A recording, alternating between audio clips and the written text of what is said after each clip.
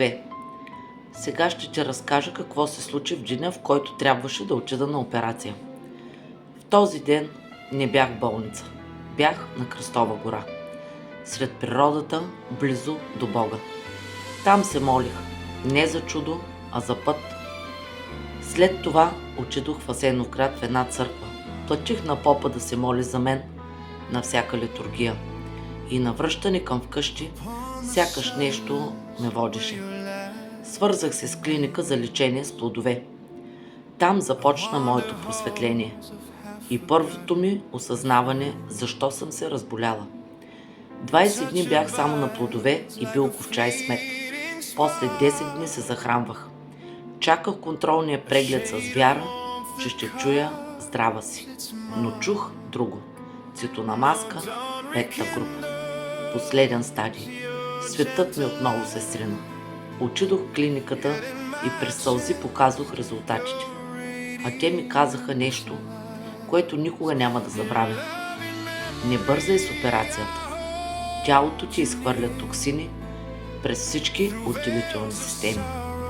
Казаха ми да изчакам, да дам шанс на тялото да се справи само. Прибрах се от дома отново обнадеждена. Станах веган, спрях да се срещам с хора, които по това време ми казваха, че съм луда. Отдадох се на децата си, исках да съм с тях, истински, и започнах да тренирам, да се разхождам в природата. Имах паник-атаки. Понякога не можех да дишам. Тогава палях колата и отивах на връха Ида. Дишах чист въздух и се успокоявах. По това време още работех и зареждах магазини и в един склад една служителка ми даде едни капки.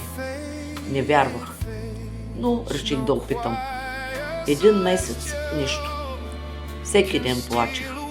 Всеки ден се питах, защо на мен? Докато един ден, случайно, на една масичка в офиса, видях една книга "Зелените лъчи на светлината". Отгърнах я и се зачетох. И чудо! Това, което една докторка ми беше препоръчала в клиниката, а не го бях намерила в аптеката, беше написано там. Селен, афа, спирулина. Поисках книгата и за няколко часа я прочетох, цялата. Това бяха супер храните, с които започна моето истинско възстановяване. Но за това ще ви разкажа в следващото видео.